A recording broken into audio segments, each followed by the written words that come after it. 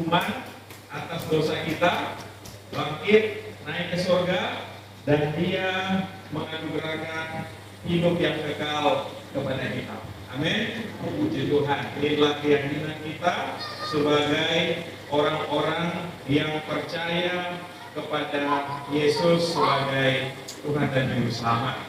Nah, hari ini adalah ibadah tengah minggu ya, biasanya ya. Kita akan mari kita lihat firman Tuhan di dalam kitab Kisah Para Rasul.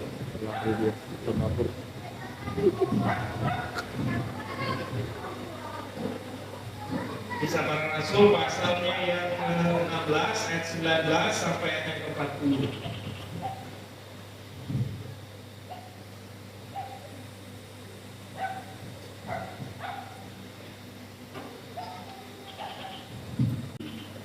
Pembacaan ini panjang Bapak Ibu, tapi saya akan bacakan dan kita akan bacakan bersama ayat yang ke-29, 30, 31,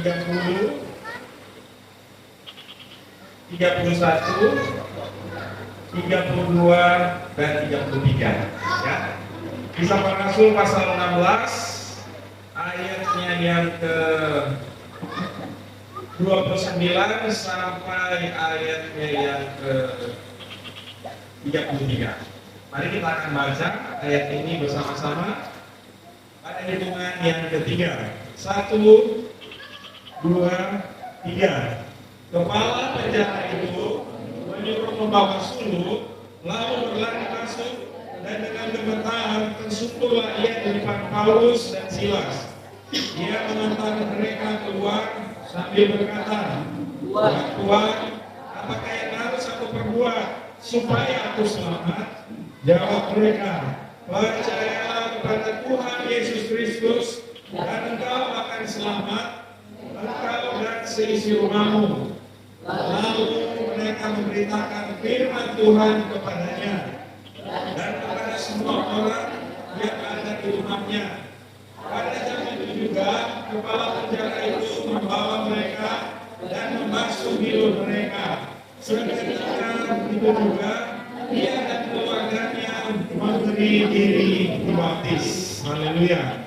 Puji Tuhan. Ini adalah renungan firman Tuhan yang akan ayat firman Tuhan yang akan menjadi dasar pemberitaan firman Tuhan pada malam hari ini.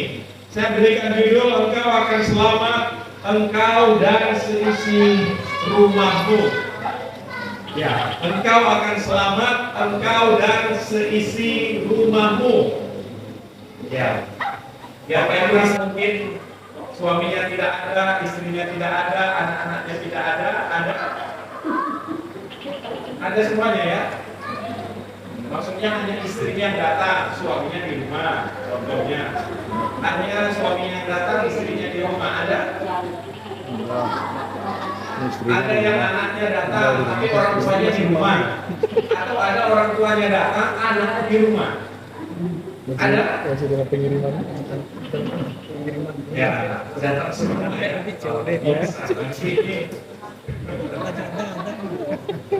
Ganti tema ini. Ya. Oke, tapi puji Tuhan kalau kita dan keluarga kita datang kepada Tuhan. Ini akan semakin meneguhkan iman kita sebagai keluarga-keluarga Kristen, keluarga-keluarga yang percaya kepada Tuhan Yesus Kristus. Nah, mari kita lihat di dalam ayatnya yang ke-19. Di situ diceritakan tentang awal dari kisah yang sudah kita bacakan bersama-sama. Dari kisah yang sudah kita bacakan bersama-sama. Nah, tadi ayatnya sudah kita baca bagaimana kisah ini terjadi. Nah, kemudian kita melihat bahwa kisah ini, kalau kita melihat tokoh utamanya di sini siapa Bapak Ibu? Ibu yang sering nonton sinetron, ya pasti tahu tokoh utama, pemeran utama, ya kan? Siapa pemeran utama dalam kisah ini? Siapa? Ada yang katakan kepala penjara, ya. Siapa lagi dalam cerita ini? Ada tokoh-tokoh kan di dalamnya. Ada Paulus, kemudian ada Silas. Nah, beberapa orang inilah yang menjadi tokoh-tokoh dalam kisah ini. Nah, kita melihat di sini bahwa kisah ini terjadi dalam pelayanan Paulus di Filipi. Jadi Paulus melayani dalam perjalanan penginjilannya, maka Paulus sampai di kota Filipi. Ya, mungkin agak kurang jelas ya. Nah, pelayanan Paulus ini di kota Filipi itu terjadi dalam perjalanan Paulus yang kedua. Jadi Paulus kan 3 kali, kalau kita baca kisah para rasul, ada 3 kali perjalanan Rasul Paulus. Nah, kisah ini terjadi ketika Paulus menjalankan misi pelayanannya yang kedua. Nah, kemudian kisah ini terjadi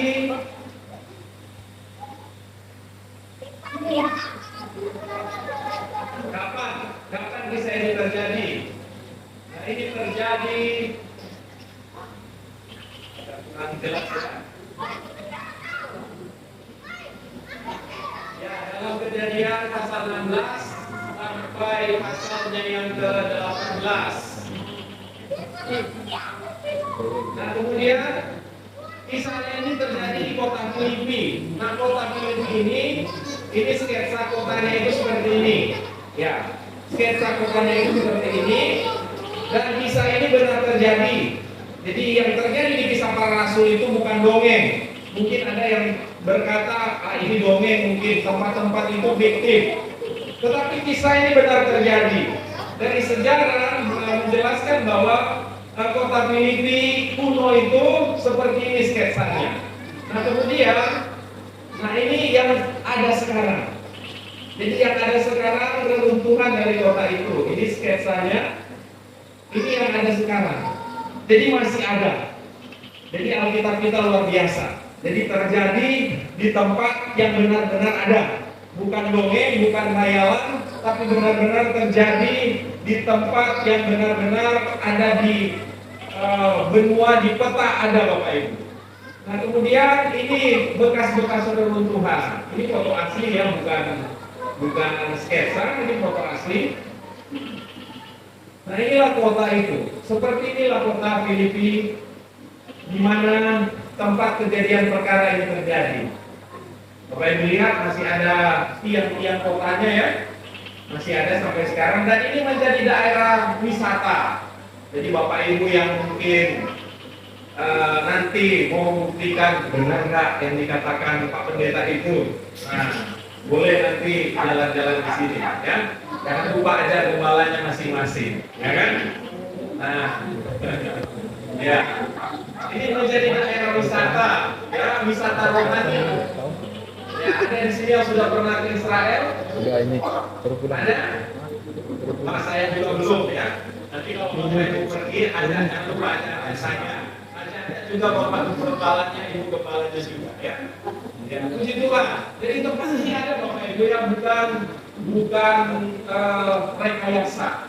Nah, kemudian dalam kisah ini kita melihat ada tempatnya itu di Filipi, tempatnya lagi di penjara. Nah, seperti apa penjara Filipi pada saat itu? Nah, penjara itu, reruntuhan penjara itu ini.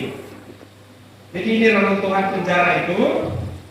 Nah, kemudian ini sudah dikasih nama Bapak Ibu. Ini agak kurang terang. Tetapi di sini bahasa Inggris mengatakan Prison of St. Paul. Jadi penjara tempat Paulus di penjara. Nah, inilah lokasinya. Seperti apa dalamnya? Nah, dalamnya kira-kira seperti ini. Jadi di dalam kisah itu dikatakan bahwa Paulus ditempatkan di bagian penjara yang paling bawah, di tengah. Jadi kemungkinan untuk keluar itu sulit, susah. Nah, seperti ini dalam penjaranya. Nah, kemudian jadi itu sekedar fakta saja supaya kita memahami tempat kejadian perkara dan di mana tempat dari peristiwa ini. Kemudian latar belakang dari ayat yang kita baca tadi, Jadi pelayanan Paulus dan Silas di Filipi itu dimulai ketika mereka mengusir roh tenung dari seorang hamba perempuan yang dengan tenungan-tenungannya tuan-tuannya memperoleh penghasilan besar. Mereka menangkap Paulus, menyeret ke pasar untuk menghadap penguasa. Jadi disinilah awal dari perjalanan Paulus dan Silas, sehingga kenapa mereka bisa masuk ke penjara Filipi. Jadi mereka masuk penjara bukan karena melakukan kriminal, tetapi mereka masuk penjara karena mereka memberitakan Injil. Nah, dikatakan di sini bahwa pelayanan Paulus dan Silas di Filipi dimulai ketika mereka mengusir roh tenung. Jadi ketika mereka masuk ke satu tempat, maka penguasa, ya, roh-roh teritorial yang ada di tempat itu bereaksi. Kenapa? Sebelumnya tempat itu belum mendengar Injil. Tetapi ketika ada hamba Tuhan yang datang membawa berita Injil, maka firman Tuhan berkata, perjuangan kita bukan melawan darah dan daging, melawan pemerintah-pemerintah, penguasa-penguasa, penghulu-penghulu, melawan roh-roh jahat yang di udara. Bapak Ibu percaya ada roh jahat? Ada roh jahat di sore ini? Bapak Ibu percaya? Dan memang itu ada, Bapak Ibu. Itu ada. Nah, di sini dikatakan bahwa ketika Paulus mengusir roh tenung dari seorang hamba perempuan, di mana dia itu ada tuan-tuan yang mempekerjakan dia, mereka mendapat keuntungan. Kemudian perempuan ini mengikuti Paulus beberapa hari dalam pelayanan. Jadi ketika Paulus berjalan, perempuan ini berkata, nanti Bapak Ibu baca lebih jelasnya lagi di Alkitab. Di situ dikatakan, inilah hamba-hamba Allah yang mengasihi. Jadi beberapa hari dia mengikuti Paulus dan Silas. Nah, akhirnya Paulus menyadari bahwa ada sesuatu yang tidak benar lagi. Akhirnya Paulus berkata, mengusir setan itu dalam nama Yesus, keluar dari perempuan ini. Dan setan itu, roh itu keluar dari perempuan ini, sehingga kemampuannya hilang. Nah, tuan-tuannya ini marah. Kenapa? Lahan bisnisnya sudah terancam. Jadi tuan-tuannya marah dan kemudian menangkap Paulus dan Silas dan menyeret mereka ke pasar untuk menghadap penguasa.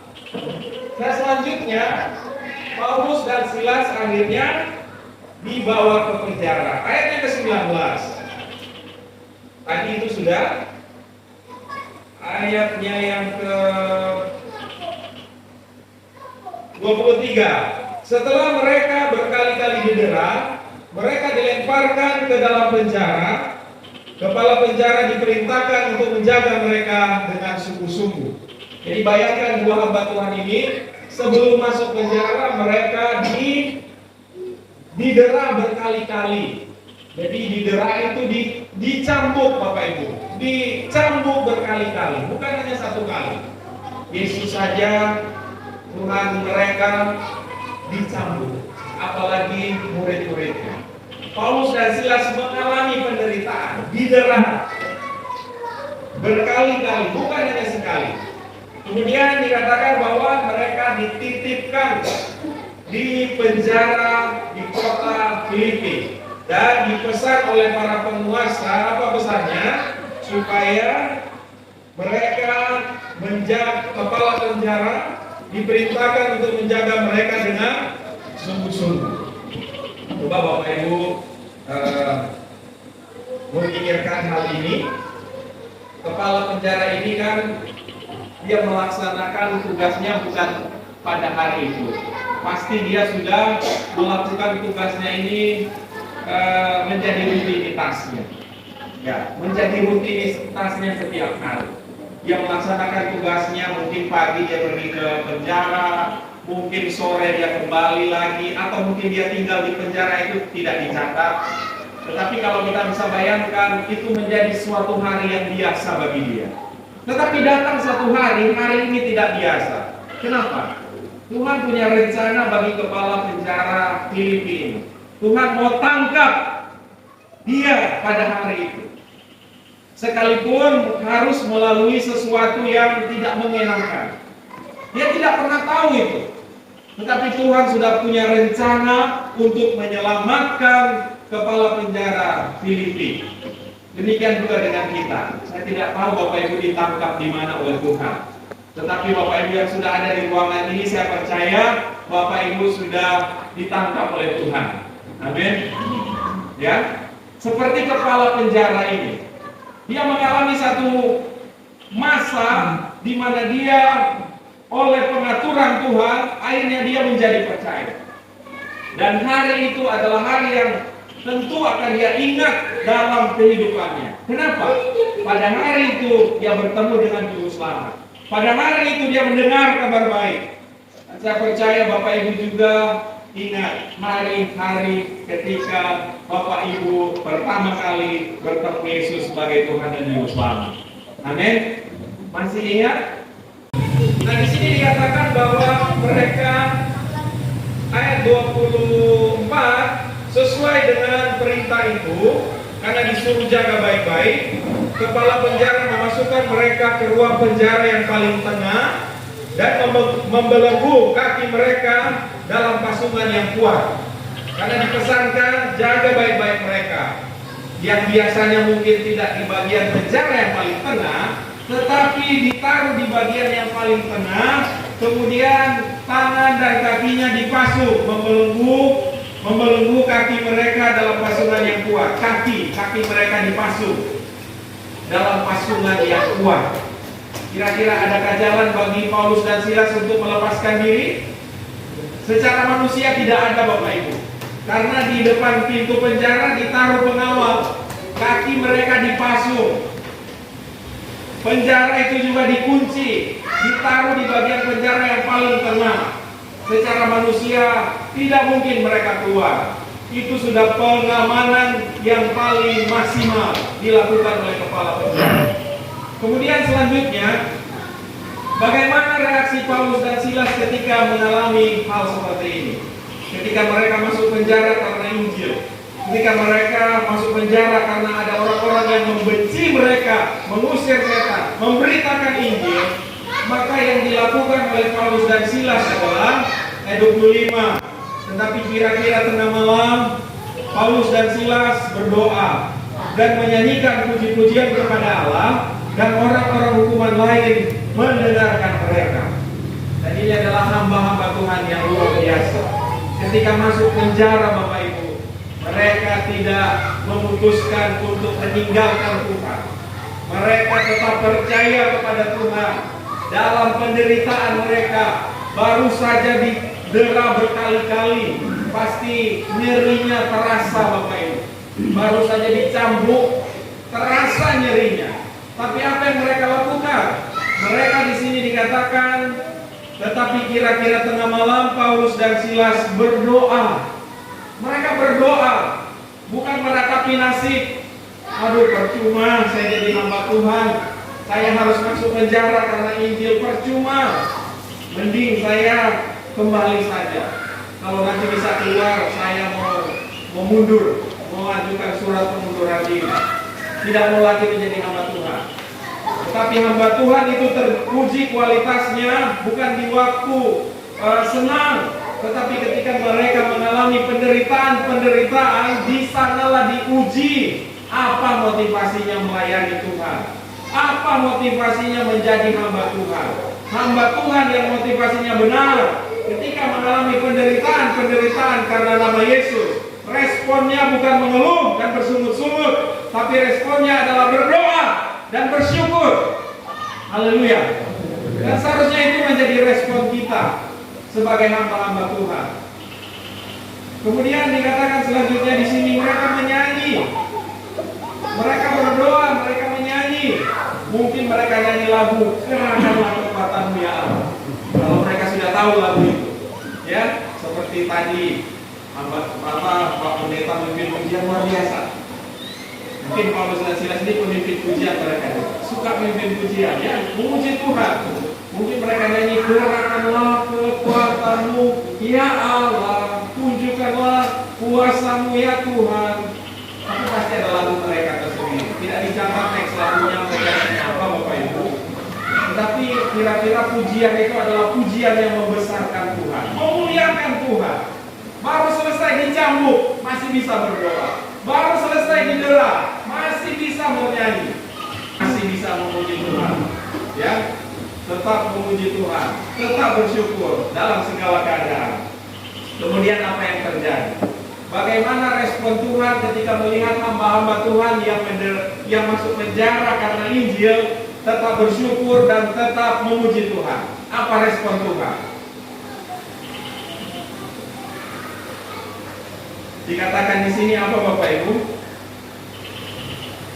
Dan menyanyikan puji-pujian kepada Allah, dan orang-orang hukuman lain mendengarkan mereka. Ada orang-orang hukuman yang lain, mereka mungkin terkejut karena tahanan-tahanan yang lain mungkin menangis, meratapi nasib ketika masuk penjara. Tapi yang tahanan dua ini bersyukur memuji Tuhan, dan semua tawanan-tawanan lain yang dengar pujian mereka kepada Tuhan.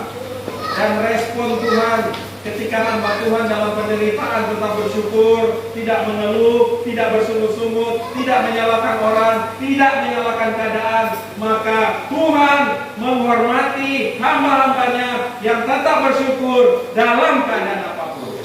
Di sini dikatakan apa? Akan tetapi terjadilah gempa bumi yang hebat. Jadi gempa bumi bukan terjadi karena gempa Bapak Ibu. Maksudnya gempa bumi itu bukan terjadi karena pergeseran lempeng bumi, tetapi pujian kita Bapak Ibu, pujian saudara, pujian hamba-hamba Tuhan bisa membuat gempa bumi. Amin. Tentu memuji Tuhannya dengan sungguh-sungguh. Amin. Tentu memuji Tuhannya dengan segenap hati. Di sini dikatakan akan tetapi terjadilah gempa bumi yang hebat, sehingga sendi-sendi penjara itu goyah, dan seketika itu juga terbukalah semua pintu dan terlepaslah belenggu mereka semua. Haleluya. Bagi manusia mustahil mereka keluar dari penjara itu, tapi bagi Allah, bagi Tuhan, tidak ada satupun perkara yang mustahil. Ketika kita merespon keadaan yang terjadi dalam hidup kita, bukan dengan bersungut-sungut, bukan dengan mengeluh, bukan dengan menyalahkan orang, bukan dengan menyalahkan suamimu, menyalahkan istrimu, anakmu, orang tuamu, tetapi ketika kita mengalami situasi-situasi dalam hidup kita, kita tetap bersyukur kepada Tuhan, maka kita akan melihat ada jalan keluar. Haleluya. Pintu-pintu penjara terbuka. Mustahil bagi manusia, tapi bagi Tuhan tidak ada yang mustahil. Bapak Ibu percaya hal itu? Dan ini satu hal yang sangat luar biasa. Bagaimana Tuhan menyediakan pertolongan bagi hamba-hambanya. Tapi bukan hanya bagi hamba-hambanya, bagi jemaat-jemaat Tuhan juga yang tetap bersyukur, bagi jemaat-jemaat Tuhan yang tetap berdoa, tetap memuji Tuhan. Ada solusi, ada jalan keluar bagi setiap pergumulan kita. Amin. Kemudian selanjutnya dikatakan di sini, disinilah awal diceritakan kepala penjara masuk ke panggung cerita. Mungkin dia masih minum kopi di ruangan mana, tetapi ketika gempa bumi kopinya tumpah. Ini gambaran saja Bapak Ibu. Kopinya tumpah, kaget dia. Kaget, kemudian tentu dia keluar. Tanggung jawabnya kan dikasih tanggung jawab, jaga tawanan ini baik-baik. Akhirnya dia berlari masuk ke dalam. Ayatnya yang ke-27. Ketika kepala penjara itu terjaga dari tidurnya, kita minum kopi Bapak Ibu, terjaga dari tidurnya. Dia tidur ternyata. Mungkin dia sedang bermimpi, tidak tahu mimpinya apa. Pas lagi indah-indah mimpinya, bergoyang penjara itu Bapak Ibu. Dia terjaga, terbuka matanya, dia lihat pintu-pintu penjara sudah terbuka. Habislah aku ini. Karir yang dia bangun bertahun-tahun menjadi kepala penjara, dia berpikir karirku tamat hari ini, aku akan dipecat hari ini. Dia kan punya bos pasti ya. Karirku tamat hari ini. Tawanan yang dipercayakan kepadanya tidak bisa dia jaga. Dia berpikir tawanannya sudah keluar, karena pintu sudah terbuka. Tidak mungkin pintu sudah terbuka terus tawanan masih tinggal di dalam, masih keluar. Kan Bapak Ibu sering dengar ya, tawanan-tawanan yang mau keluar. Ini pintu sudah terbuka. Kepala penjara berpikir bahwa tamatlah karirku, habislah karirku, tamat semuanya. Kemudian dan melihat pintu-pintu penjara terbuka, ia mengelus pedangnya hendak membunuh diri. Ternyata dia adalah seorang yang mau bertanggung jawab. Karena pada zaman itu, kalau kepala penjara tidak becus menjaga tawanan, maka hukumannya adalah hukuman mati, Bapak Ibu.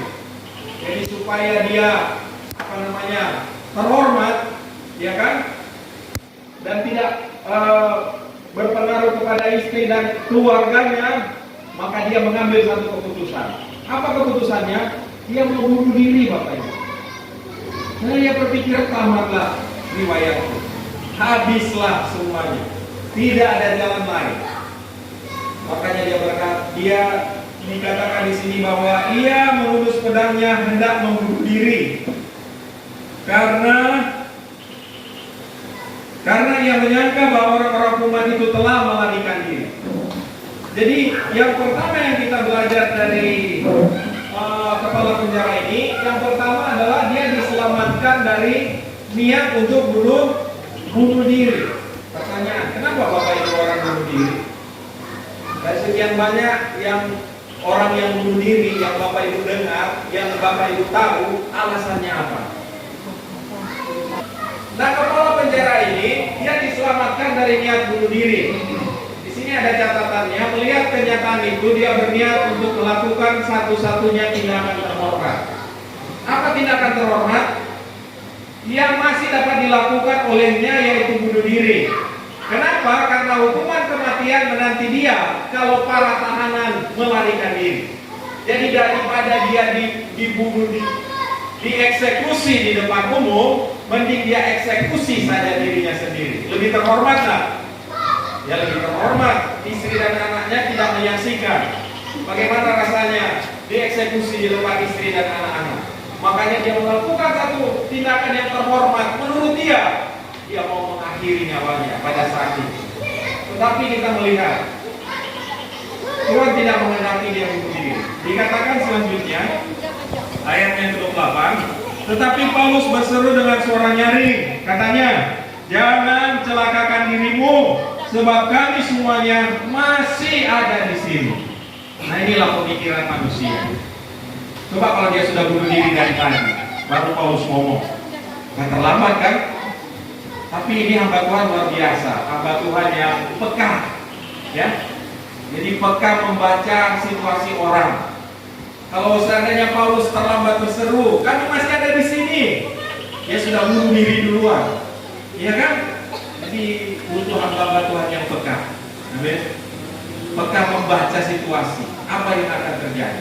Nah, di sini kita melihat bahwa Paulus langsung berteriak, bukan dia pelan-pelan.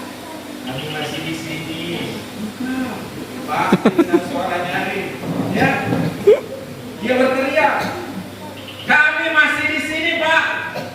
Jangan apa-apakan dirimu. Nah, kira-kira seperti itu. Sadar dia, Bapak Ibu. Langsung dia cek, benar nggak masih di situ. Jangan-jangan entah suara apa. Ayat selanjutnya dikatakan apa? 29. Kepala penjara itu menyuruh membawa suluh, lalu berlari masuk dengan gemetar. Tersungkurlah ia di depan Paulus dan Silas. Ambil suluh, obor, dia pastikan ternyata Paulus dan Silas itu di tempat yang gelap, Bapak Ibu. Di tempat yang gelap, baru selesai diderap, penjara yang paling tengah, masih nyeri badan selesai diderap, tapi masih berdoa, masih memuji Tuhan. Luar biasa. Gelap, Bapak Ibu. Kemudian di sini dikatakan dia masuk dengan gemetar.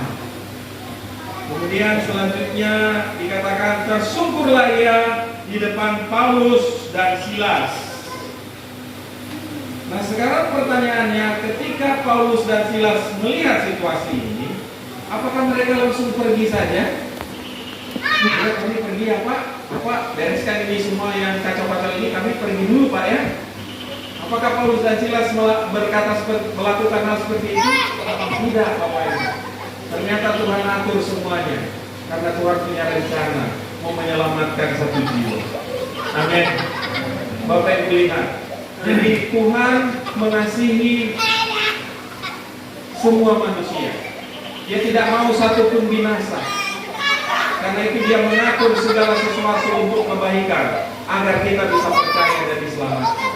Mungkin caranya melalui hal-hal yang menyakitkan, tetapi disitulah dia bertemu dengan Tuhan. Ketika dia berpikir tamatlah karirnya, ketika dia mau mengakhiri nyawanya, ketika orang berada di titik yang terendah dalam hidupnya, pada saat itu, kalau orang mengalami hal seperti ini, kira-kira ini senang nggak? Karirnya tamat. Tentu ini hal yang bagi manusia, kok nggak baik-baik sih Tuhan? Kenapa harus seperti ini? Harus membunuh diri dulu baru percaya. Tetapi kadang-kala ada hal-hal yang pahit, menyakitkan terjadi dalam hidup saya dan saudara. Ada masa di mana kita berada dalam titik terendah dalam hidup kita. Dan di titik terendah yang paling rendah dari hidup kita, disitulah kita diberikan tantangan untuk mau percaya kepada Kristus. Nah, pilihan harus kita buat. Kalau kita tidak memilih Yesus, maka pada saat itu tamat benar-benar hidup kita. Tetapi ketika saya berada di dalam hal-hal yang paling sulit, paling menyakitkan, hal-hal yang paling menderita, di titik terendah dalam hidup kita, kemudian tantangan untuk percaya kepada Yesus itu datang kepada kita, dan kita berkata, saya mau percaya. Maka pada saat itu Bapak Ibu akan mengalami kasih, kuasa, dan mujizat Tuhan. Amin. Ada berapa banyak orang yang ketika berada di dalam titik terendah dalam hidupnya, ada berapa banyak orang yang ketika menghadapi masalah yang paling berat dalam hidupnya, kemudian tantangan untuk bertobat, tantangan untuk percaya itu datang kepada mereka, dan mereka menolak tantangan untuk percaya dan bertobat.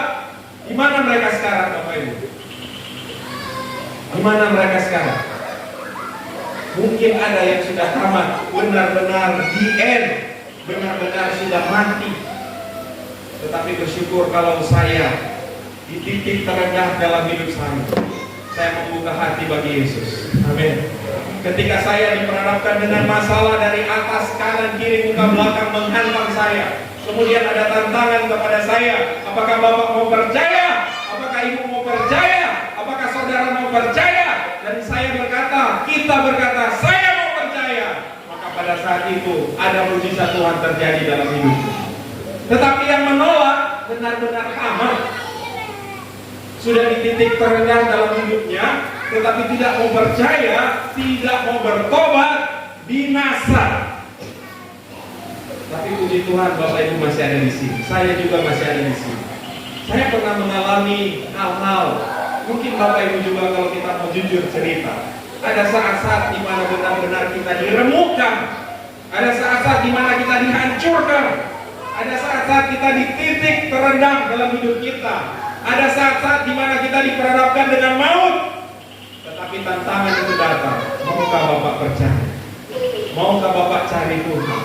Maukah Bapak bertobat? Maukah Bapak datang kepada Yesus? Ketika Bapak kita semua menyambut, mengambil tantangan itu, saya percaya saat itu, saat kita bertemu dengan Juru Selamat. Amin. Bapak Ibu yang tahu cerita Bapak Ibu, saya yang tahu cerita saya, Bapak Ibu yang tahu cerita Bapak Ibu masing-masing. Tetapi puji Tuhan kalau Bapak Ibu pada saat itu memilih Yesus. Atau mungkin sekarang ada yang sedang mengalami hal seperti kepala penjara ini, diperhadapkan dengan hal-hal yang sedang berada di titik terendah dalam hidup Bapak Ibu. Kemudian firman Tuhan datang, kabar baik datang. Apakah Bapak mau percaya? Engkau mungkin sedang tertutup jalan, engkau mungkin sedang mengalami masalah yang sangat berat. Kemudian tantangan itu datang. Maukah Bapak percaya? Maukah Ibu percaya? Maukah Bapak bertobat? Maukah Bapak menyerahkan diri? Kalau Bapak Ibu mengambil tantangan itu, malam ini seperti kepala penjara yang diselamatkan, saya percaya Bapak Ibu juga akan diselamatkan. Amin. Kita lanjutkan Bapak Ibu. Di sini dikatakan ketika menghadapi masalah yang paling berat dalam hidupnya. Apa jeritan manusia itu? Ayatnya yang ke-30.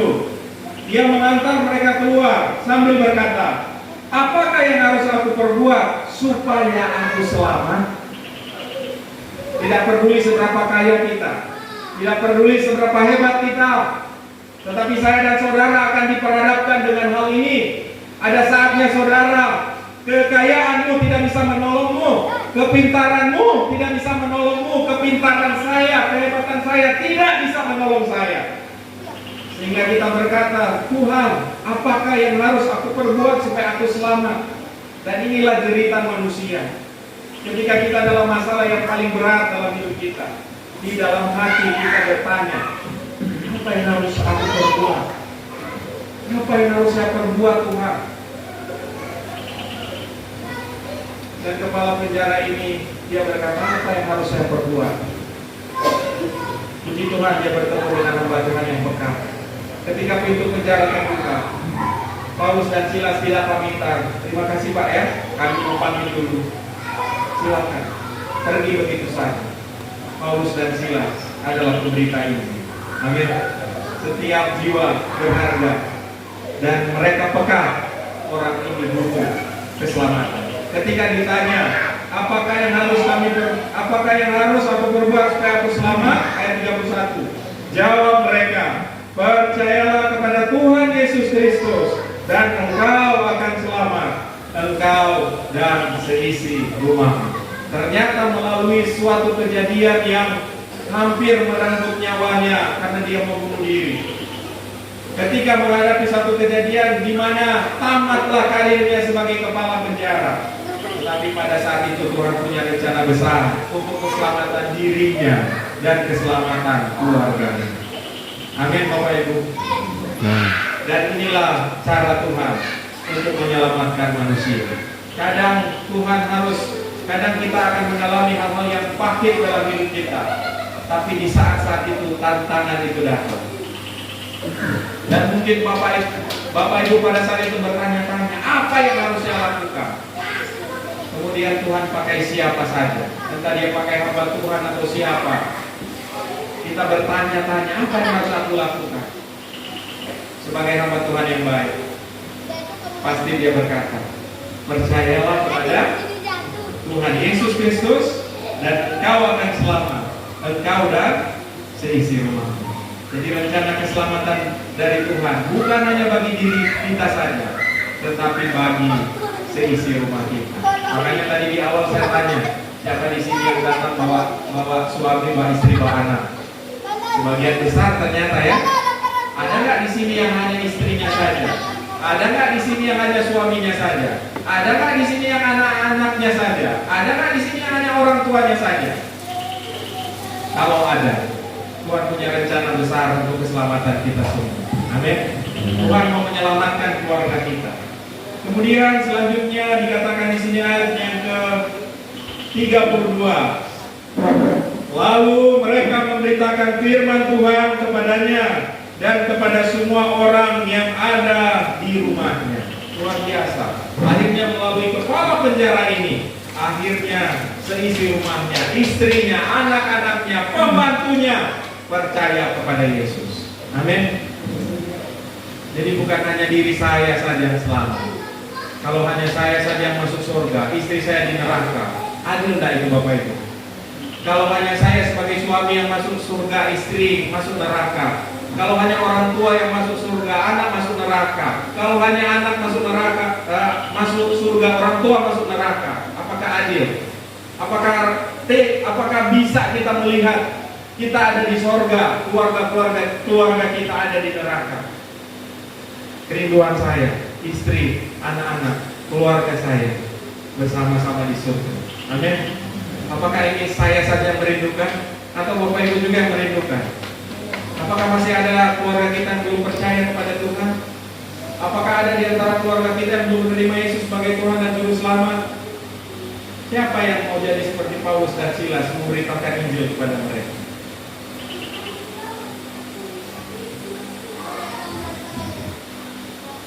Kemudian kepala penjara ini membawa Paulus dan Silas serta membasuh bilur mereka. Jadi bekas-bekas yang dicabut tadi dibersihkan oleh kepala penjara ini. Kemudian yang ketiga, ia dan keluarganya memberi diri dibaptis. Semua yang hadir malam ini apakah sudah dibaptis? Ada yang belum dibaptis? Bisa angkat tangan. Yang sudah cukup umur ya, yang belum dibaptis. Bapak-bapak sudah baptis semuanya? Ada yang belum dibaptis? Angkat tangannya.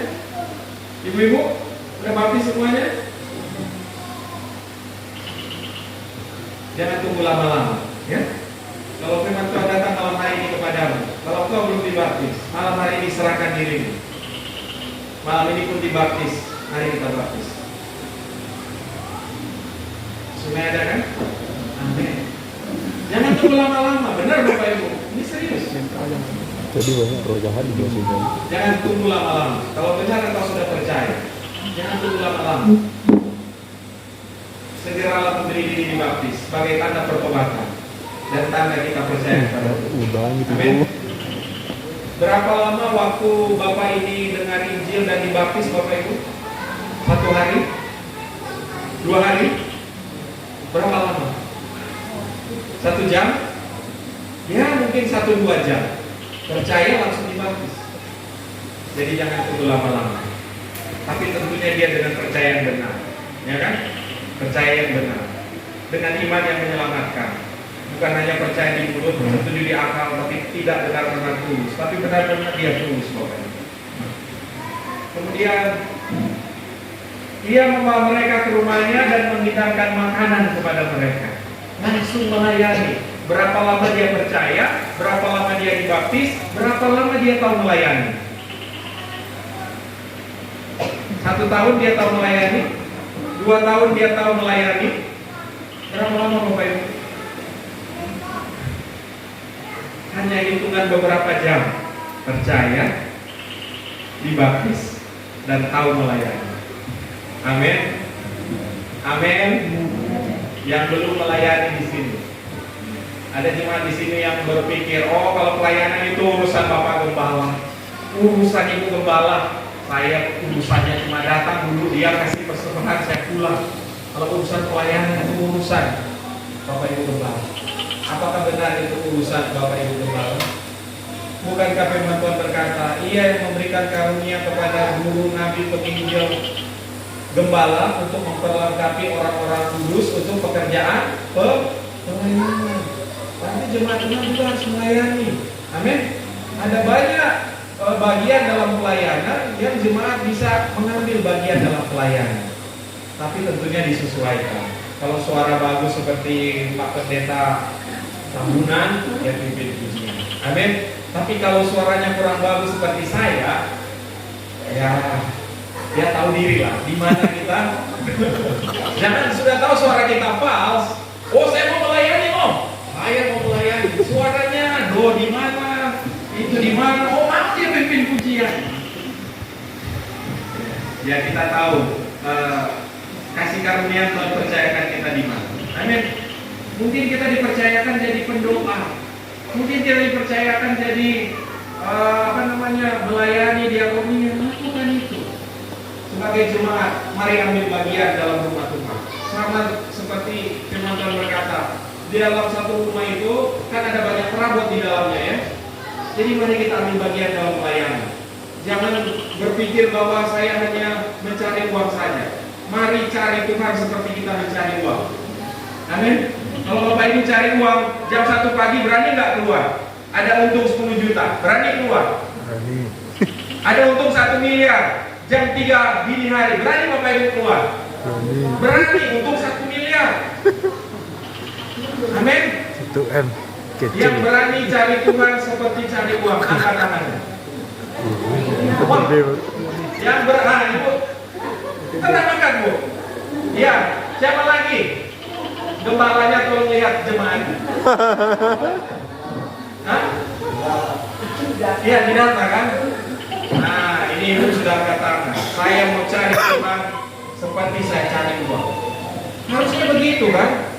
Masa untuk cari uang kita rela berkeringat, rela melakukan apa saja, mencari Tuhan kita. Kalau demi untung 10 juta, bangun jam 12 malam pun, bangun jam 4 pagi pun, berani saya bangun pagi, karena ada untung. Tapi kalau mau ibadah, mau jadi batu. Maaf Bapak Ibu.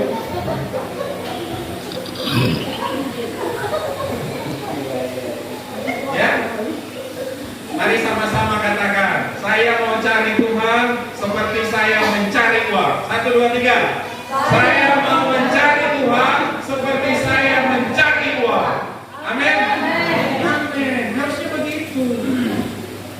Karena saya bukan gembala Bapak Ibu. Nanti ada gembala-gembalanya. Nanti mereka yang apa? Ya, ya kan? Kan tahu gembalanya kan? Ini gembala-gembala yang baik ini semua. Luar biasa. Bapak Ibu digembalakan oleh gembala-gembala yang luar biasa. Amin. Mari sokonglah gembala. Mari dukunglah gembala. Jangan biarkan dia melayani sendiri. Jangan biarkan dia menderita sendiri. Sokonglah ibu gembalamu, sokonglah bapak gembalamu. Jangan biarkan dia melayani sendiri. Jangan biarkan dia melayani sendiri. Jangan Bapak Ibu. Bapak Ibu harus ambil bagian dalam pelayanan. Berapa lama kepala penjara melayani? Butuh berapa lama untuk dia tahu melayani? 1 minggu? 1 bulan? Orang yang sudah bertemu dengan Juru Selamat pasti senang melayani. Amin. Orang yang sudah bertemu dengan Yesus secara pribadi pasti senang melayani sesuai dengan kasih karunia yang Tuhan percayakan kepadanya. Amin. Kita tidak usah jadi orang lain. Mungkin yang lain bisa ini, bisa itu. Kita mungkin ada bagian-bagian kita. Dan memang mungkin hanya Bapak Ibu yang bisa. Lakukanlah itu. Jadilah maksimal di situ. Kalau Bapak Ibu hanya bisa sapu gereja, sapulah gereja dengan bersih dan baik. Oh, kalau Bapak itu sapu gereja luar biasa, bersih. Kalau dia pel gereja, bersih, berkilat. Kan itu dia maksimal kerja. Daripada kita melakukan hal-hal yang sepertinya kelihatan luar biasa, tapi nggak maksimal. Mari kita jadi maksimal di mana kasih karunia Tuhan taruh kita berada. Amin. Saya titip pesan bagi jemaat-jemaat yang ada di sini. Mari jadilah maksimal sesuai dengan kasih karunia yang Tuhan percayakan kepadamu. Topanglah gembala, topanglah Paulusmu, topanglah Silasmu. Jangan biarkan mereka melayani sendiri. Karena orang yang sudah bertemu dengan Yesus, dia pasti suka melayani. Amin. Tidak butuh waktu lama. Dikatakan di sini apa? Ia membawa mereka ke rumahnya dan menghidangkan makanan kepada mereka. Mungkin di bagian ini kepala penjara ini bisa. Bapak Ibu mau ambil bagian di bagian yang mana? Ya kan? Amin. Selanjutnya, saya dikasih waktu sampai jam berapa ini? Bapak-bapak. Sampai selesai ya. Sepertinya saya baru kali pertama khotbah di sini. Jadi lama-lama nggak apa-apa. Saya sudah dapat izin dari Bapak Kepala. Jadi mohon maaf ya. Kepala di sini sudah izinkan saya berkhotbah agak lebih lama. Karena baru pertama kali saya khotbah di sini. Haleluya. Amin. Oke, kita lanjut. Dikatakan selanjutnya apa? Ia membawa mereka ke rumahnya dan menghidangkan makanan kepada mereka, dan ia sangat bergembira bahwa ia dan seisi rumahnya telah menjadi percaya kepada Allah. Ia sangat bergembira. Jadi melalui sesuatu hal yang pahit, getir dalam hidupnya, melalui pintu-pintu penjara yang terbuka, akhirnya dia bisa memahami rencana Tuhan adalah supaya jiwanya diselamatkan. Amin.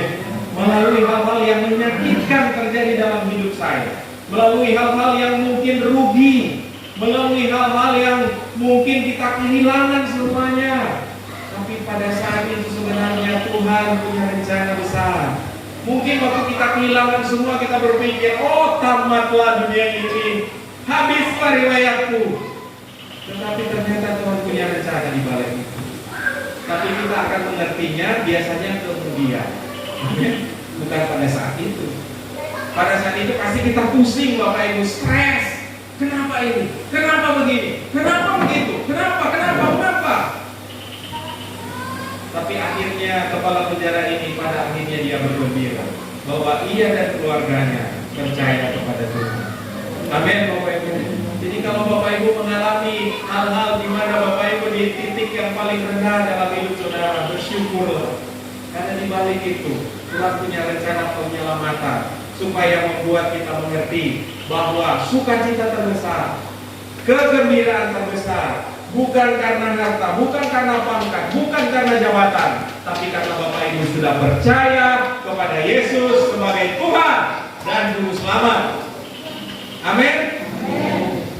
Jadi bersukacita kalau nama kita sudah terdaftar di sorga. Sekarang bertanya, apakah Bapak Ibu sudah terdaftar di sorga? Kalau setelah dibaptiskan nyanyi apa Bapak Ibu? Namaku di sana dalam buku kehidupan kekal, darahnya telah sucikan segenap dosaku, saya tahu namaku di sanalah. Bapak Ibu yang sudah dibaptis, ya, yang sudah percaya, apakah nama kita sudah terdaftar di surga? Yang percaya namanya sudah ada di daftar. Contoh begini, kalau misalnya ada bantuan, kemudian ada list nama, Bapak Ibu tahu Bapak Ibu memenuhi syarat untuk dapat bantuan. Tiba-tiba waktu ada pengumuman di pintu atau di mana, Bapak Ibu cari nama saudara, Melki 1, 2, 3, 4, 5, 6, 100. Kok ada nama saya? Saya ini memenuhi syarat. Saya penduduk di sini, KTP saya di dusun ini, di desa ini, kok saya tidak dapat bantuan? Kira-kira Bapak Ibu diam saja? Nama tidak ada di daftar. Apa yang Bapak Ibu lakukan kalau Bapak Ibu memenuhi syarat terima bantuan, terus nama Bapak Ibu tidak ada di daftar? Apa yang Bapak Ibu lakukan? Nah, komplain. Pak, kepala dusun, saya kan penduduk di sini, saya kan memenuhi syarat, saya kan layak dibantu, kenapa nama saya tidak ada di daftar? Iya kan? Oh lupa, petugas saya lupa mencatat. Kan pasti kita protes. Sekarang pertanyaan, kalau nama kita belum terdaftar di surga, kita Tuhan atau biasa-biasa saja? Lebih biasa mana Bapak Ibu tidak ada di daftar bantuan? Lebih baik mana nama Bapak Ibu tidak ada di daftar bantuan, atau nama Bapak Ibu tidak ada di daftar buku kehidupan?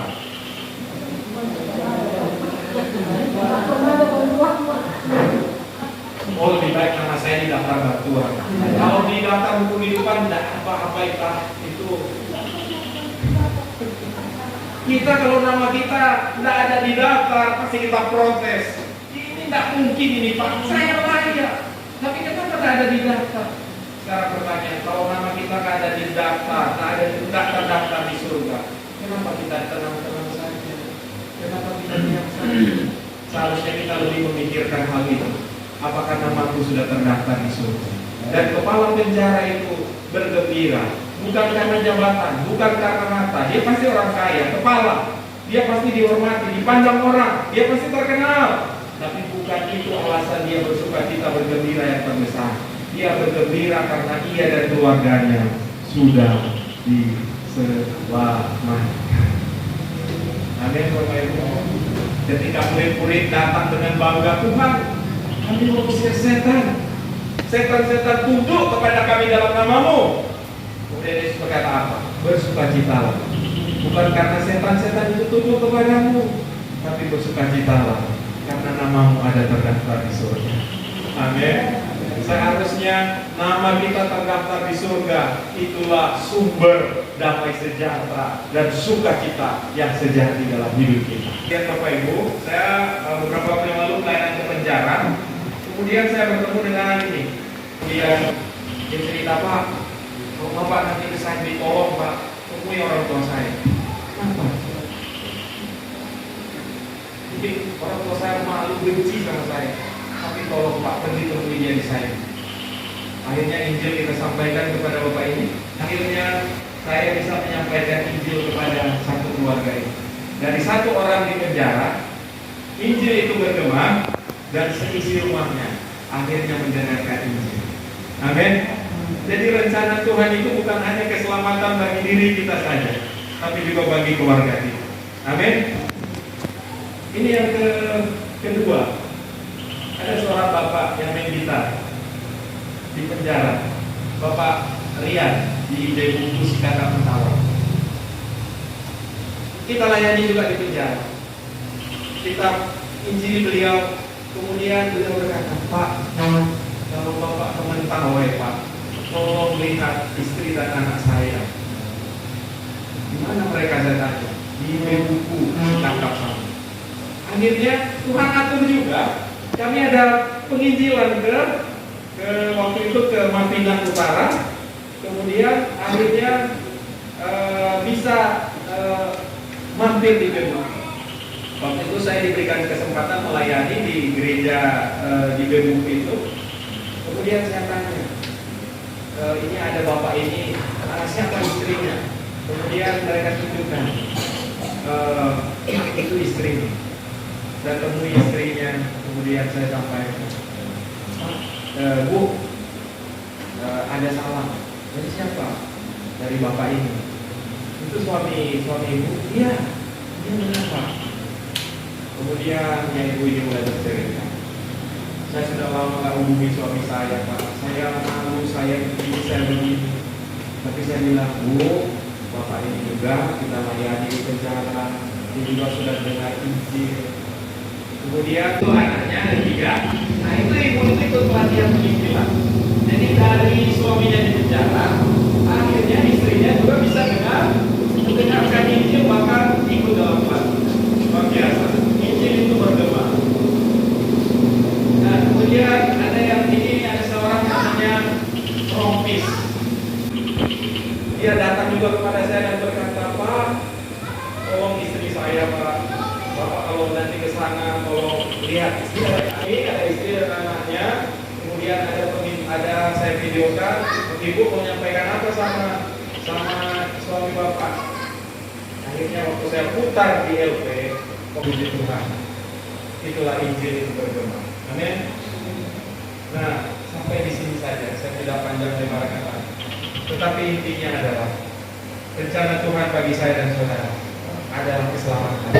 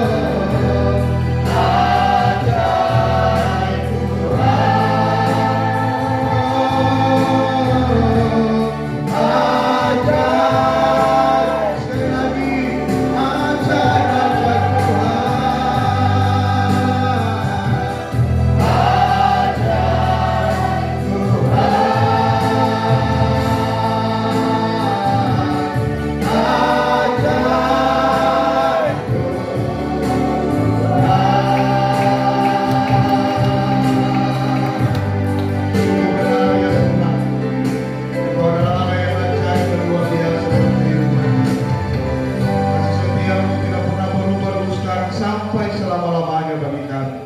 Dan malam hari ini semua kami yang hadir, kami percaya kami sudah berbahagia karena Tuhan hadir bersama dengan kami. Dan malam hari ini Bapa di surga, biarlah setiap keberadaan kami, kehidupan kami serahkan ke dalam tangan Tuhan. Dan kami sebentar akan meninggalkan tempat ini. Umat-umat-Mu akan kembali ke tempat masing-masing. Kami percaya bahwa pertolongan Tuhan menjadi bagian hidup kami. Dan pemeliharaan-Mu yang sempurna ya Tuhan, itu yang terus menjaga dan melindungi kami. Sehingga ya Tuhan, kami boleh terus melihat dan merasakan keajaiban-keajaiban Kristus terjadi dalam hidup kami. Terima kasih Bapa malam hari ini. Sekali lagi semua kami yang sudah dengarkan firman Tuhan malam hari ini, kami percaya firman Tuhan menghibur seluruh hidup kami. Bahkan yang lemah malam hari ini telah dikuatkan oleh Tuhan. Yang sakit kami percaya kami pulang dengan kekuatan, dengan kesehatan daripada Tuhan. Dan malam hari ini kalau ada di antara kami yang berputus asa, kami percaya Yesus memberikan jawaban, Yesus memberikan jaminan bagi kami dan kekuatan yang baru daripada Engkau ya Tuhan. Terima kasih Tuhan, terpujilah nama-Mu. Inilah yang menjadi doa kami kepada malam hari ini. Sertai perjalanan kami, umat-umat-Mu, hamba-hamba-Mu, baik kendaraan roda 2, roda 4 ya Tuhan, yang berjalan kaki. Kami percaya Tuhan menyertai dan melindungi kami semua. Terima kasih Bapa, terpujilah nama-Mu. Dan juga sebentar ya Tuhan, kami akan menikmati berkat Tuhan yang telah disediakan oleh umat-umat-Mu di tempat ini. Tuhan memberkati dan Tuhan membalas berlipat kali ganda sesuai dengan janji-Mu dalam hidup kami. Terima kasih Tuhan. Inilah yang doa kami dan syukur kami kepadamu. Dan kami akan mengakhiri ibadah kami malam hari ini dari awal, pertengahan hingga akhirnya dalam satu nama yang ajaib, yaitu Tuhan Yesus. Amin. Puji Tuhan. Selamat